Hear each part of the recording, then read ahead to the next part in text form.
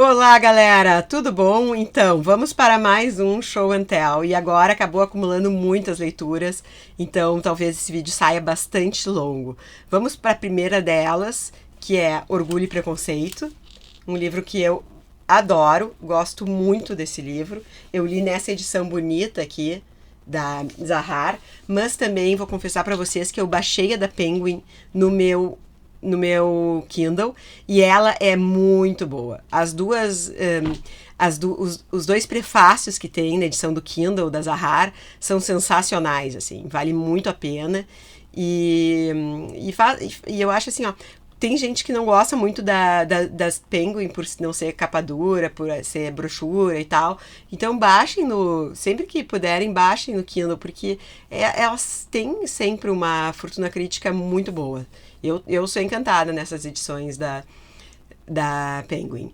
Bom, passando da edição para os prefácios, aqui também o prefácio é muito bom, bem legal.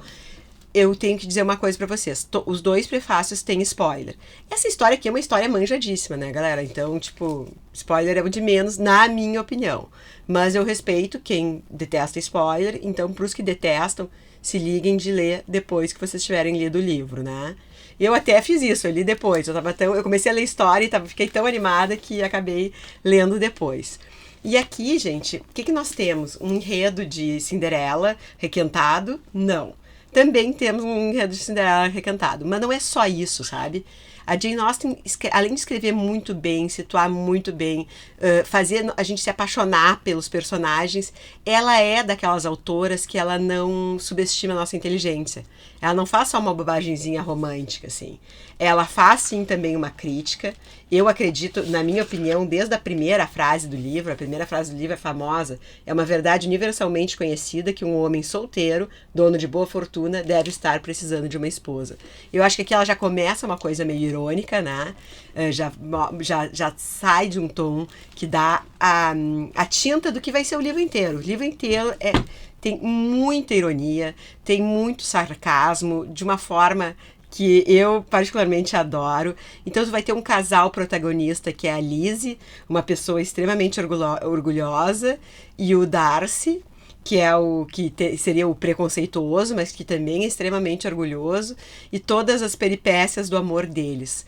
Outra coisa que eu acho interessantíssima é a forma como esse casal cresce, como esse casal que tem aquela coisa se implica, depois se gosta, mas eles mostram o quanto eles cresceram como pessoas ao longo disso e refletem sobre isso. Os diálogos entre eles são muito legais, assim, às vezes bem provocadores, e a gente vê desde o início que existe uma tensão de amor ali, que existe uma atração forte entre os dois e não tem como não torcer.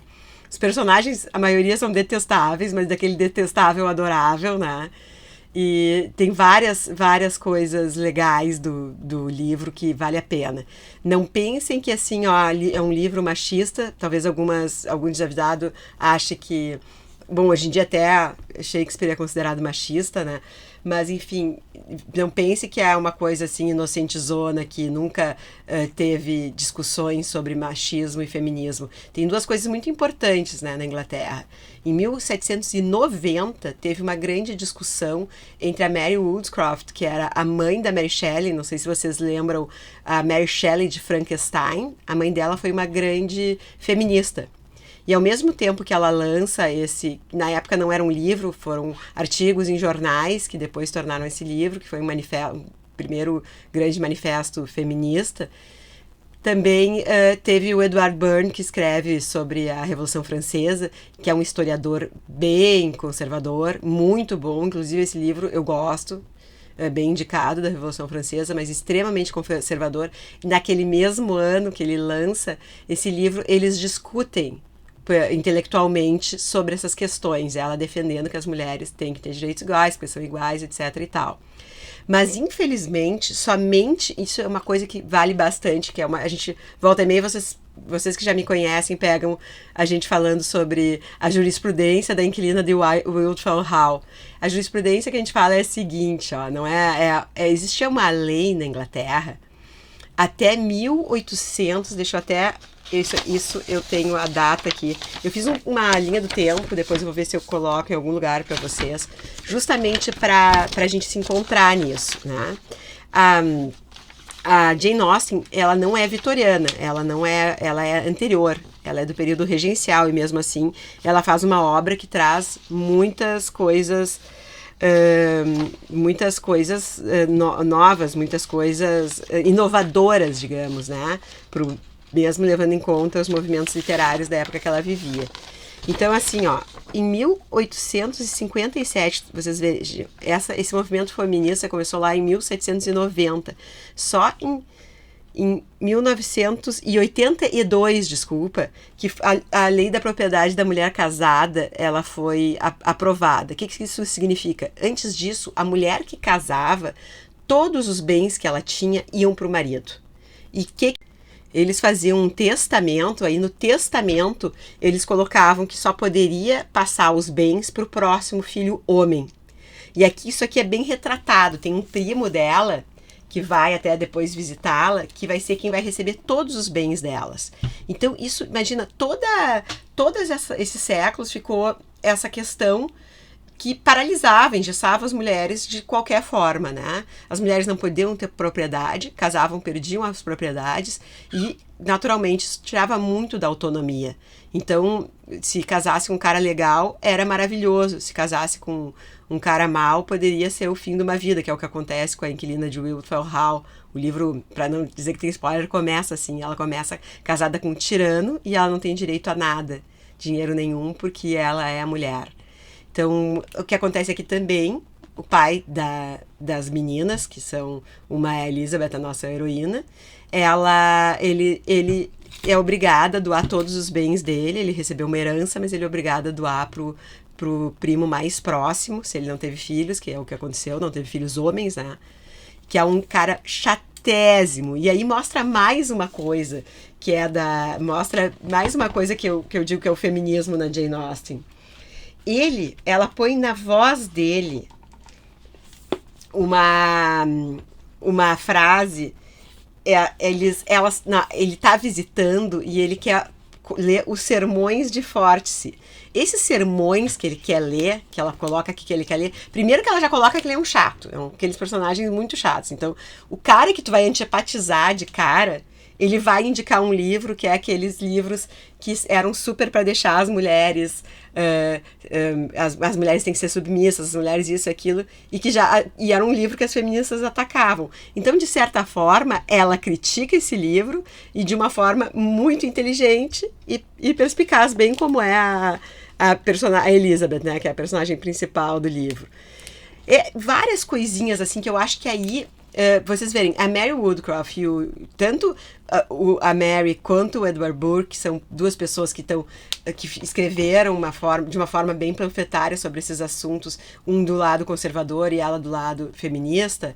Os dois não atingiram, acredito, tantos leitores como a Jane Austen, que consegue, que isso é a coisa bonita do romance, né? Eles conseguem colocar vários personagens, cada um falando uma coisa, e os embates entre os personagens acabam nos levando a conhecer esses assuntos e a simpatizar ou antipatizar de outra maneira. Então, isso eu acho muito legal. É uma coisa que não... como é que a gente diz? Como é que eu tava... Acho que eu já falei esse termo aqui, não sei se foi nesse vídeo.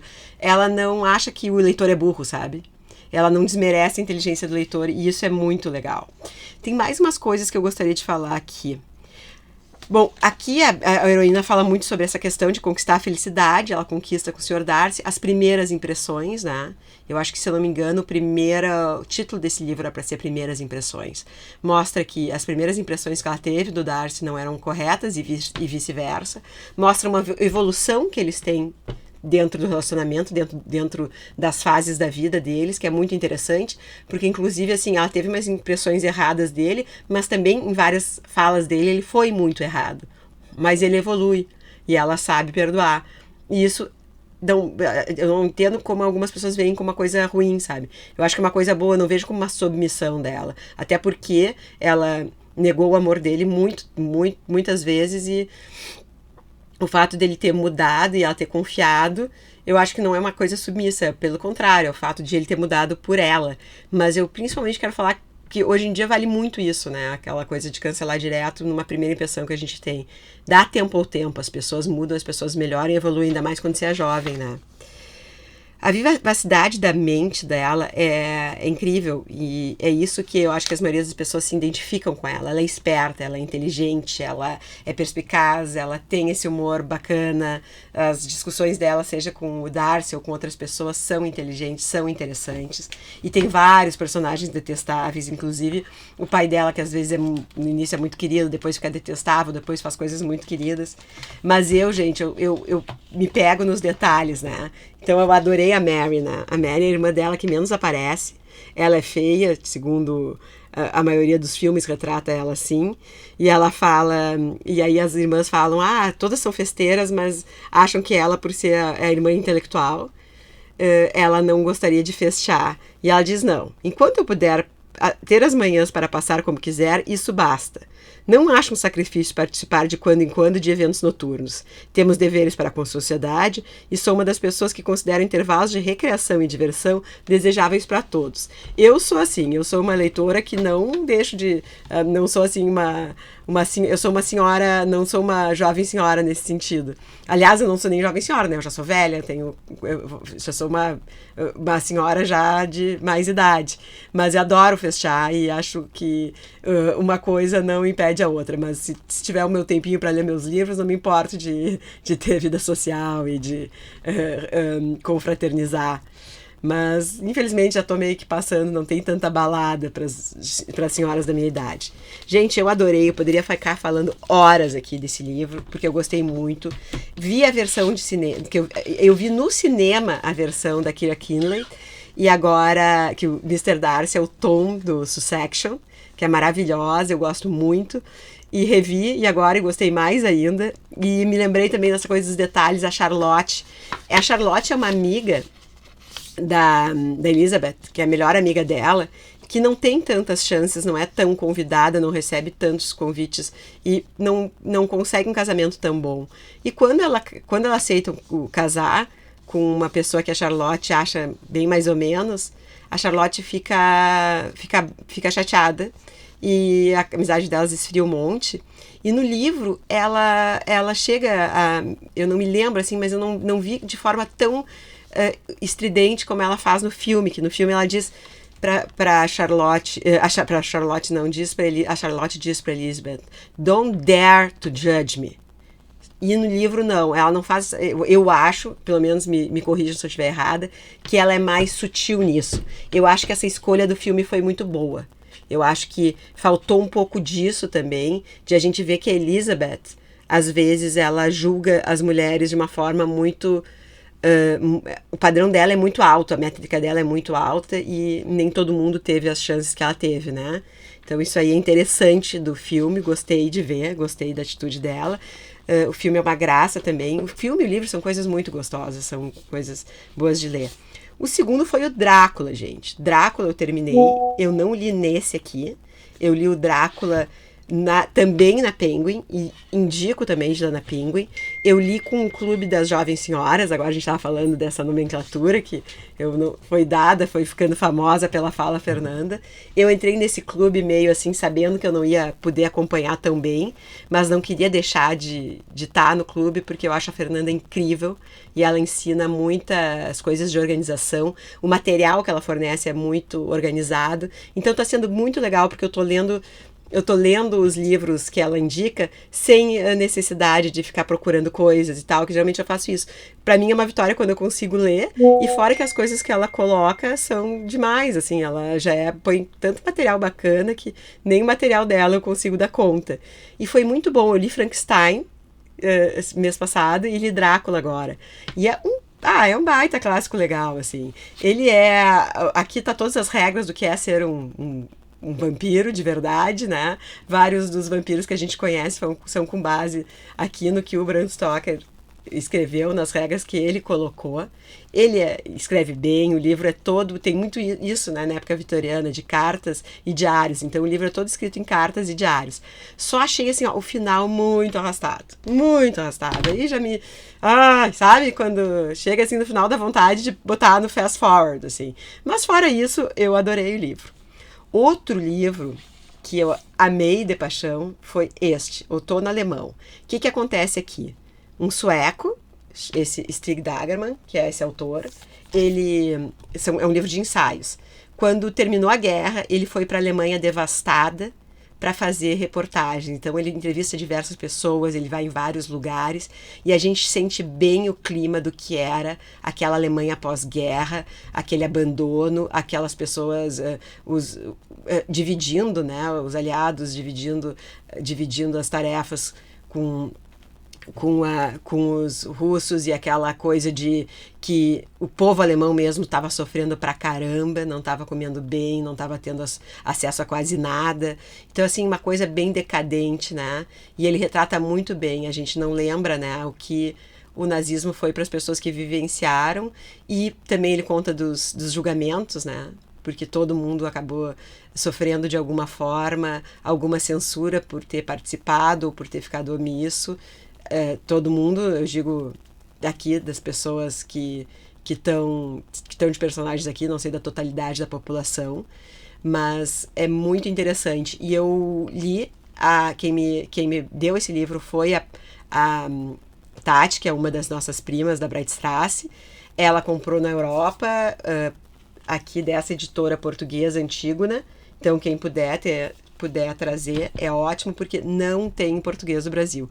É mais um daqueles livros que os editores brasileiros estão marcando toca de não ter, porque é bom pra caramba, né? E por último, last but not least, o Desonra. Desonra eu li pro meu Clube do Livro aqui de Porto Alegre. Eu fiquei muito feliz, porque meu marido leu junto, então eu tenho ele para discutir. E ainda não discuti com ele, porque eu li essa noite. E gostaria de vir aqui conversar mais sobre ele depois que eu discutir com meu marido. Mas gostei, teve muitas coisas que me incomodaram bastante, mas eu vou deixar para falar mais. Esse aqui eu vou deixar para falar mais quando eu falar com a Tati, a gente vai fazer um vídeo dele, e esse semana que vem provavelmente eu converso com vocês. Então é isso, galera, essas foram as leituras da semana, espero que vocês gostem, curtam, compartilhem, se inscrevam no canal e bora ler mais, conversar mais. Beijos, boa semana!